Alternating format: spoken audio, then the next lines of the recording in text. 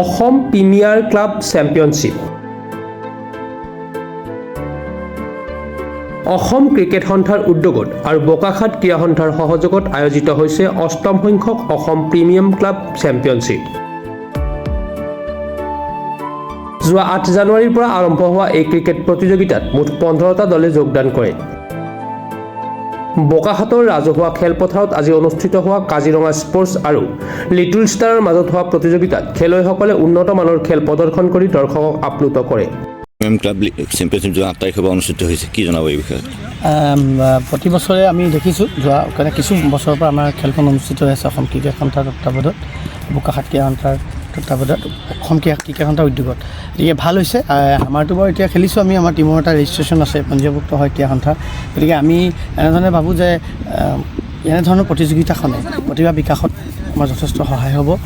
বহুত ল'ৰা ছোৱালীয়ে খেলি প্ৰেক্টিচটো লাগিব, প্ৰেক্টিচটো মূল বস্তু, অনুশীলনটো মূল বস্তু, কিন্তু খেলো হৈ থাকিব লাগে। খেল অনুষ্ঠিত হৈ থাকিলে এটা পৰিৱেশ হৈ থাকে, যিটো জীপাল হৈ থাকে পৰিৱেশটো, তেতিয়া তাৰ প্ৰতি মানুহৰ যিটো মানে মূৰটো বাঢ়ি চবে দেখি পেলাই যদি আমি ধৰি লওক খেলটো কেনেকৈ পঢ়া টিভিটো বহুত পঢ়া কৰিলে ক্ৰিকেটক মই দেখিছোঁ, গতিকে বা আমি দেখিছোঁ। গতিকে এই খেলখনৰ যোগেদি আমাৰ বাৰু এজ ইজ অ'ভাৰ, কিন্তু বাকী যিসকলে খেলি আছে নতুন প্ৰজন্ম মই দেখিছোঁ ইয়াত বহুতে খেলিছে, তেওঁলোকক মই ভাবোঁ যে তেওঁলোকে ভৱিষ্যতৰ খোজটোৰ কাৰণে এইটো এটা মূলধন বা মূল আধাৰ হিচাপে ল'ব পাৰিব। এই প্ৰতিযোগিতাখনত কিমানটা দলে অংশগ্ৰহণ কৰিছে? প্ৰতিযোগিতাত আপোনাৰ এইটো এ ডিভিজনৰ দৰে আৰু আমাৰ যিটো এ ডিভিজন হয়, গতিকে এ ডিভিজনৰ সকলোখিনি টীম আছে ইয়াত।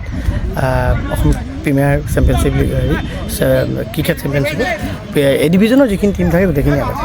আৰু সেই খেলপথাৰখনৰ উন্নীকৰণৰ ক্ষেত্ৰত যি চৰকাৰে পদক্ষেপ দেখি উন্নতিৰ ক্ষেত্ৰত চাওক, এতিয়া ক'লে এতিয়া মানে কি ক'ম, বোকাখাতত যথেষ্ট মই নাই হোৱা বুলিও নকওঁ, কিন্তু আমি আৰু কৰিব লাগে। কাৰণ বোকাখাতত প্ৰথম কথাটো হ'ল যে কাজিৰঙা আন্তৰ্জাতিক স্থান হিচাপে চিহ্নিত হৈছে।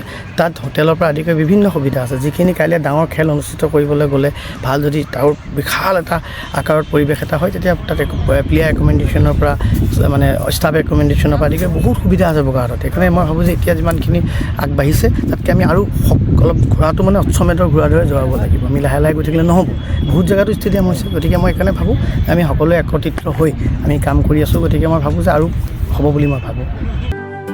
বোকাখাতৰ পৰা Bhupen Hazarika report, Pratah Time digital.